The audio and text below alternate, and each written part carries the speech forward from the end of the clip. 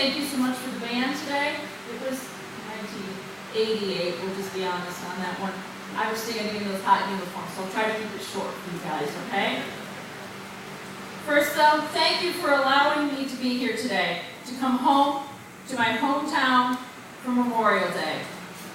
Right now, we're joining together with Americans across the globe as they pay tribute to those men and women who gave their lives that we may enjoy the freedoms and blessings of this great nation.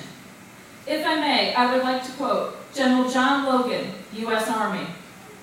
This Memorial Day, on which we decorate their graves with the tokens of love and affection, is no idle ceremony with us, to pass away an hour. But it brings back to our minds in all their vividness the fearful conflicts of that terrible war in which they fell as victims.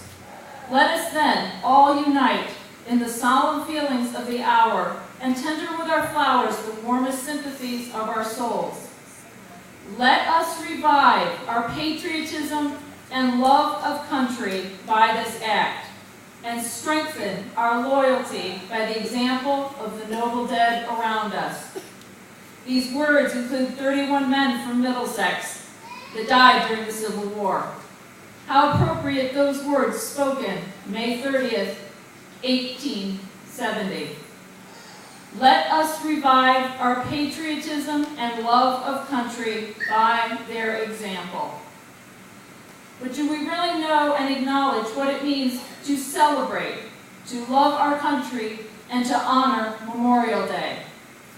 I will admit that it bothers me each time I hear someone say, Happy Memorial Day.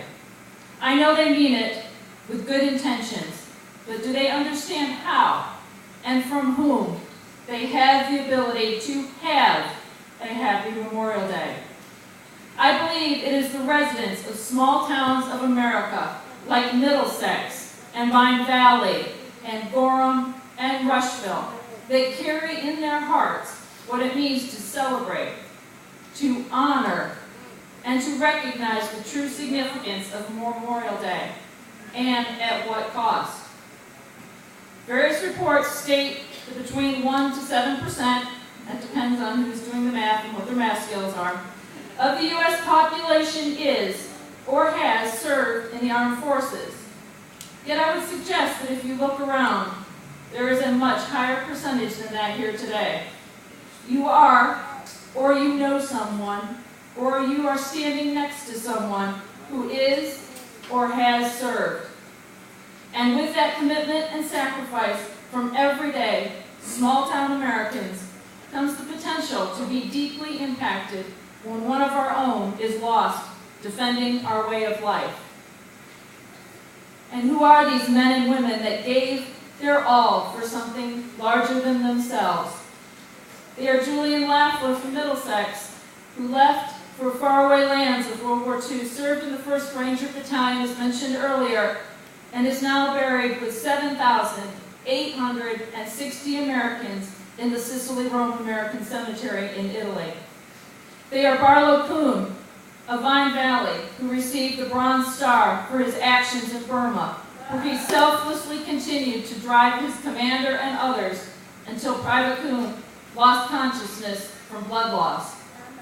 Did they consider themselves heroes? No. They went where their country called them to serve beside their brothers and sisters for our country and way of life. They are the reason for Memorial Day. As President Reagan said in 1982, the United States and the freedom for which it stands, the freedom for which they died, must endure and prosper. Their lives remind us that freedom is not bought cheaply. It has a cost, and it imposes a burden. Working with my fellow veterans, I'm sometimes asked, why do you think I came home and my buddy didn't? He or she, they were the good one. There is no easy answer, no comforting words, but perhaps the purpose is to tell their story, to remember and honor their sacrifice, and to live our lives and bear witness that what they sacrificed enabled us to be here today, to celebrate the joys and blessings we have because of them.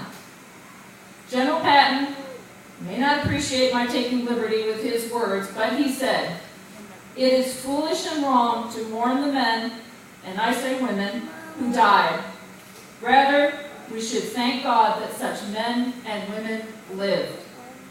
So while you will not hear me say, Happy Memorial Day, you will hear me wish to you the blessings of this great nation and joy and happiness with your family and friends.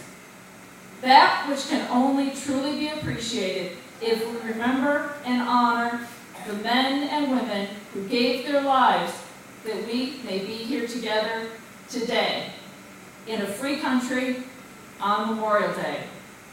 May you live life to the fullest as a tribute and as an honor to those who unselfishly gave the most precious gift of all.